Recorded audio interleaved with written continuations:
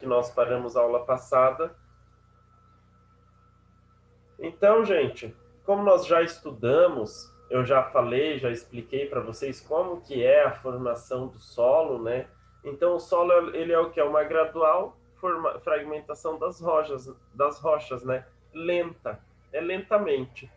Lembra que nós estudamos, nós temos a rocha matriz, aí o processo de intemperismo, que vai acontecer o que? Essa fragmentação da rocha matriz vai se transformando em solo até chegar na superfície o solo já formado. Tá? Sua formação leva milhões de anos, tá? Não é de uma hora para outra que nós vamos ter ali a formação do solo, ela vai demorar um tempo, vai demorar ali um período para fazer todo esse processo. Né? Leva milhões e milhões de anos para fazer esse processo da formação do solo. Porém, gente, se não for utilizado o solo de uma maneira correta, o que vai acontecer? A fertilidade desse solo ela pode ser degradada rapidamente, tá? Então, por isso que a gente tem que ter o quê? A gente tem que ter ali um manejo na hora de estar utilizando o solo. Eu comentei com vocês num mês atrás, mais ou menos, que estavam fazendo o quê? Jogando cal nas lavouras, não estavam? Por quê? Para fazer ali a correção do solo, devido ali à utilização para o milho. Aí o que eles fizeram? Começaram a jogar cal nas lavouras, né, nas áreas agrícolas aqui no município, para quê? Para fazer essa correção do solo. É muito importante fazer esse tipo de correção para que o solo ele não fique empobrecido ou para que o solo não fique ácido, tá? É muito importante isso. Ele é indispensável para o cultivo de vegetais na agricultura e para a criação dos pastos destinados à alimentação dos animais. É o solo, né, gente? O solo ele é o quê? Nós precisamos do solo para quê? Para produzir nossos alimentos, para construir as moradias. Então, por isso que nós temos que ter o quê? Nós temos que ter um cuidado especial, a gente tem que ter um cuidado com o solo, né? Não devemos o quê? Poluir o solo. Mas como que seria feita essa poluição? Gente, só jogando ali o lixo no chão, você já está poluindo ele, né? Então é uma maneira, devemos utilizar práticas e ter cuidados na hora de utilizar ou para que esse recurso ele não acabe. Por quê? Se a gente começa a utiliza o solo e vai utilizando, vai reutilizando, o que acontece? Ele vai ficando empobrecido, vai ficando um solo pobre, tá? E aí ele vai ser impróprio para o cultivo, certo? Vai passar por um processo de desertificação. Mas por que, professor, vai passar por um processo de desertificação? Porque você vai utilizar e vai tirando todos os recursos minerais que tem nele, que é utilizado para a produção. Que as plantas utilizam, né? Porque as plantas elas utilizam dos recursos que possuem ali no solo para quê? Para crescer. E conforme você vai utilizando, vai consumindo. A mesma coisa que a gente tem o que? A floresta amazônica. Quando é retirada a floresta amazônica, a mata, quando você tira e faz uma abertura, o que acontece? Fica uma terra o quê? Bem arenosa. Então, se você está na floresta amazônica, é desmatado, o que acontece? Vai passar por um processo de desertificação, porque o solo da Amazônia é um solo pobre, não é um solo rico, que nem o nosso. Ele é um solo pobre, ele não tem recursos próprios, ele depende da floresta para quê? Para ter ali os recursos minerais necessários para a floresta sobreviver. A floresta depende dela mesma para ela sobreviver ali na floresta amazônica. Por quê? No período que nós temos ali a queda de folhas, o que acontece? Vai ficar aquela camada de depósito das folhas, certo? Aí vai ter ali chuva, vai passando os dias e essas folhas vão o quê? Se deteriorando, vão formando humus. E é esse humus que alimenta a floresta amazônica. Ok?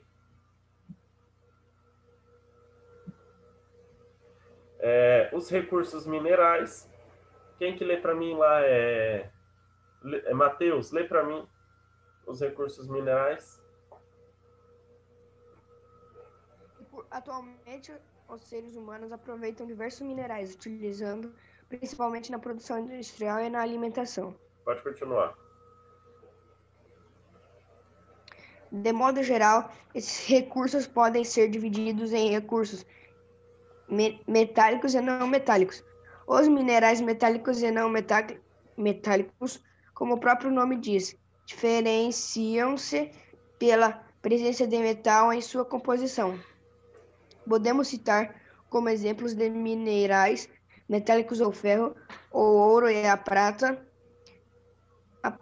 Alguns exemplos de minerais não metálicos são o calcário e o sal e cozinha. Isso, então, gente, os recursos minerais, eles são utilizados por todos nós, né? Tanto na produção industrial como na alimentação, tá? Porém, a gente tem o quê?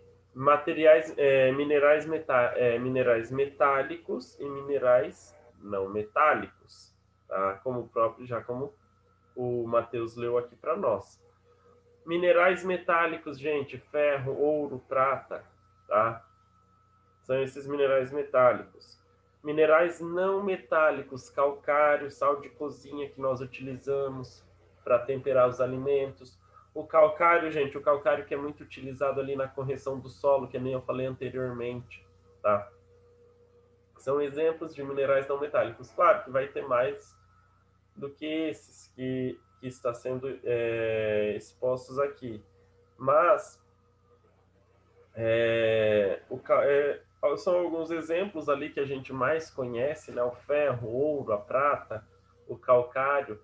E o calcário é essa rocha que nós temos aqui apresentada, essa foto na página 330, tá? Aqui é uma exploração de mina voltada à extração de calcário, mineral utilizado na construção civil na Alemanha.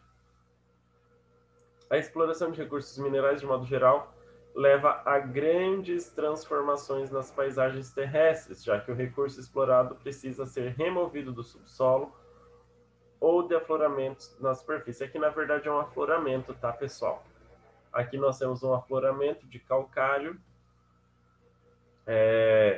Ele é o que? Ele é utilizado na Alemanha, eles utilizam também na construção civil. Aqui no Brasil também é utilizado na construção civil. E aqui no Brasil, além disso, eles utilizam para fazer a correção do solo, ou seja, aquela calagem, né?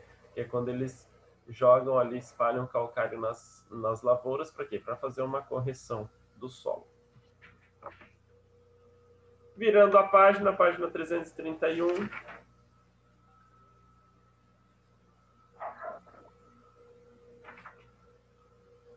De recursos da fauna e da flora, Lana, lê para mim.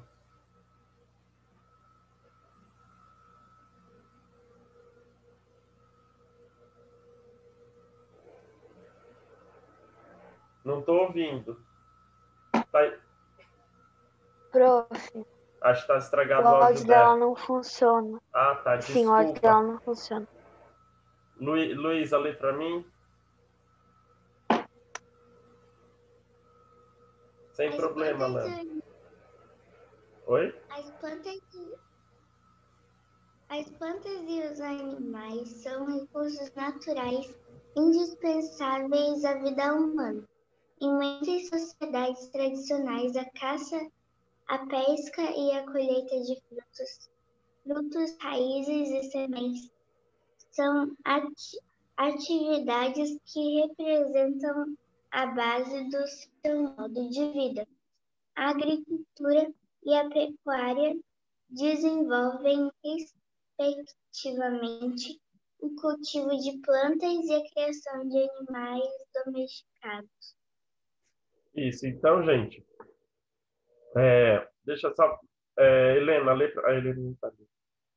Natália, lê para mim o último parágrafo, daí eu explico. Ali os recursos da fauna.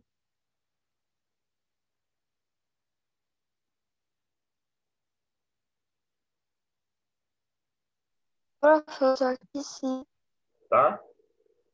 Acho que Tô. o celular tinha virado para cima, então que eu não tava te vendo. Ah,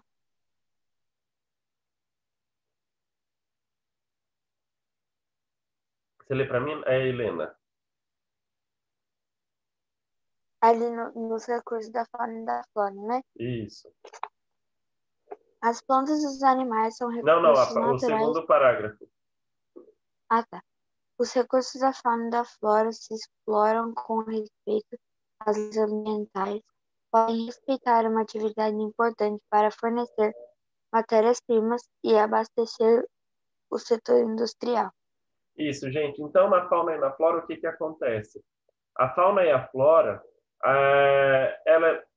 os humanos, elas utilizam de que forma? Através ali da caça, da pesca, da colheita de frutos. Lembra que eu falei para vocês que na região nordeste, na região norte do Brasil, desculpa, nós temos ali o extrativismo vegetal, feito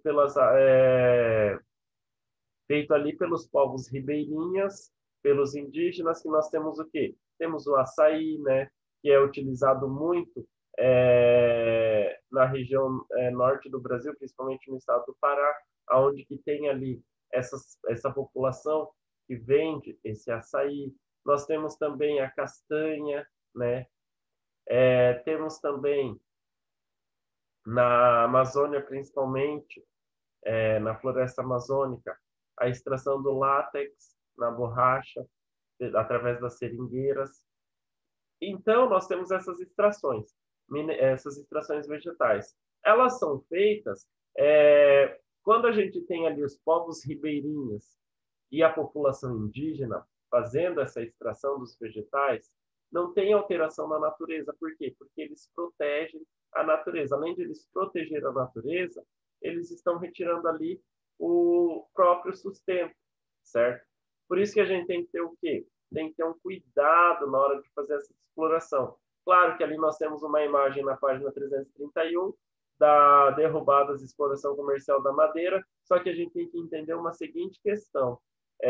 Quando a gente tem derrubada de madeiras assim, são áreas que têm o quê? O plantio próprio para esse tipo de derrubada, tá? Não é que eles vão, principalmente lá na Suécia, onde as leis são mais rígidas ainda. São leis ambientais mais rígidas que nós temos aqui no Brasil. Então, eles têm lá a plantação da madeira para quê? Para depois derrubar e utilizar ali para as diversas atividades, né? No Brasil, também temos as leis ambientais. Tem o período que pode ter a pesca, tem o período que não pode ter a pesca nos rios, tem o período, tem os lugares que não podem ser desmatados, certo? Porque são áreas de proteção ambiental. Porém, existem o quê? Existem pessoas que não respeitam essas regras. Pode falar, Maria Clara. Mas quase ninguém segue essas regras. Então, existem pessoas que não respeitam as regras. Aí, por isso que a gente acontece o quê?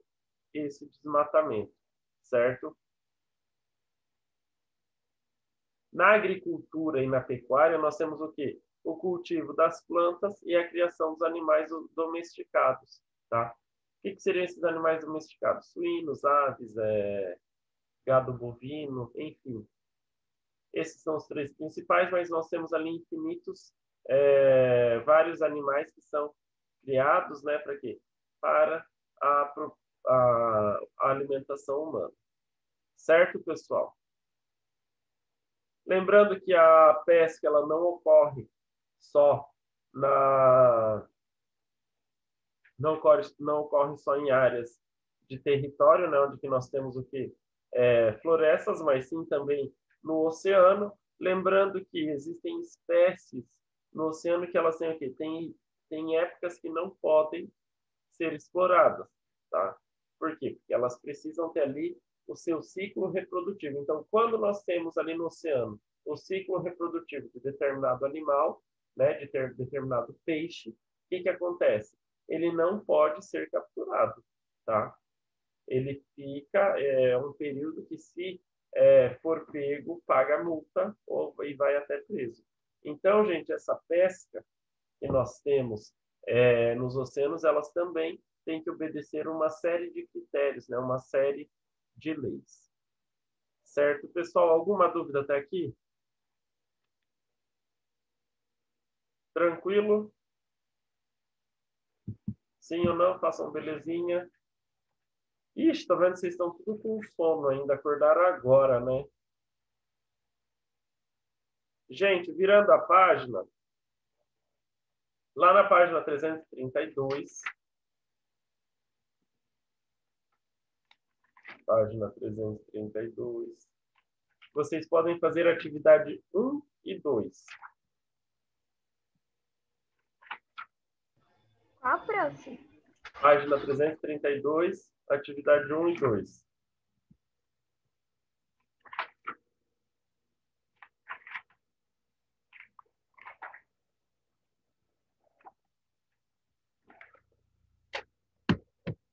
Acho que semana que vem a gente já consegue quase terminar um capítulo.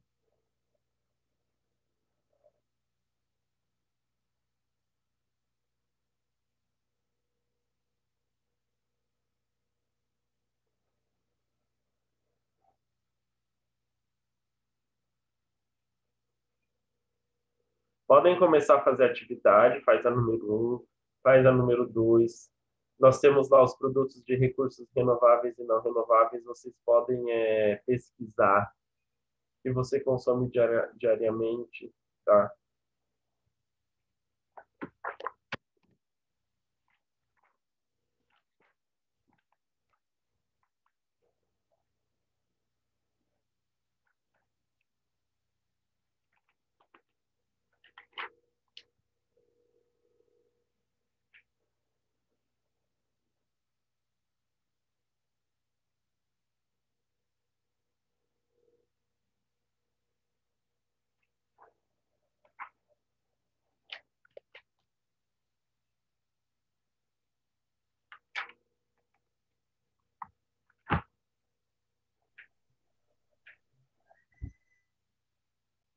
Então vamos lá, fazendo a correção da página 332. Relacione cada tipo de recurso natural à descrição correta. Recursos hídricos. Quem fez?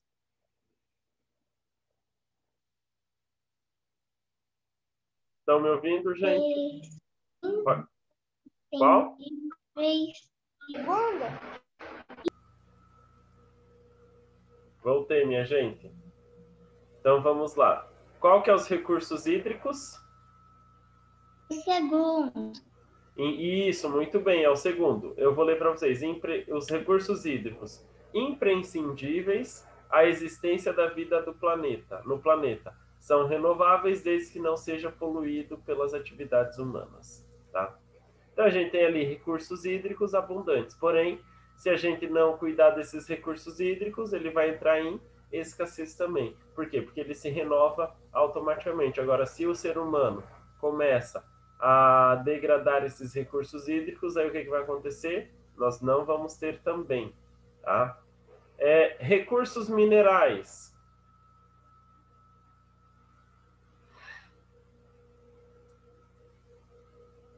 Qual que é?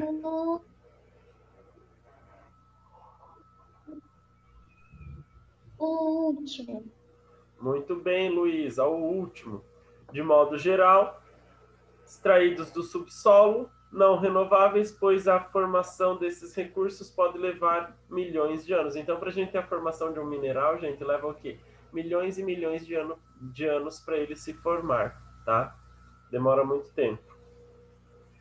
Credo, só a Luísa que fez. Solo cultivável. Eu tava falando junto. Então fala para mim o solo cultivável. É o terceiro. Muito bem. Formado de fragmentação das rochas num processo extremamente lento, não renovável quando degradado. Tá? Também o solo, então, por isso que a gente tem que fazer o quê? Preservar o solo, senão a gente vai passar por quê? Por um processo de desertificação. Recursos da fauna e da flora. O primeiro.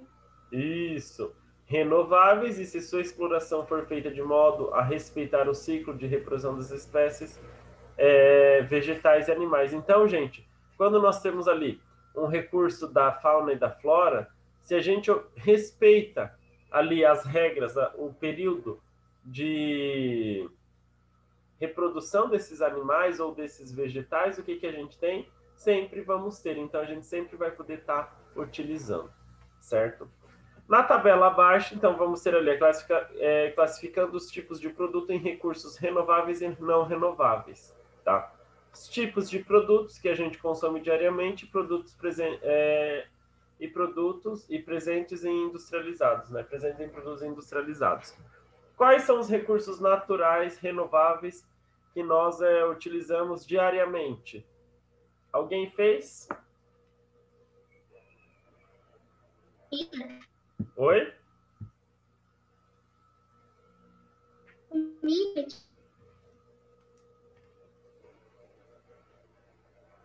Frutas.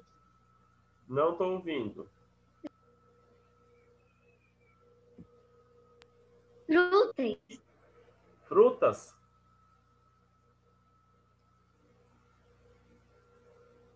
Eu não entendi, tá cortando, Luísa. Você tá travada aqui. Sim, Tá? prof, ela falou fruta.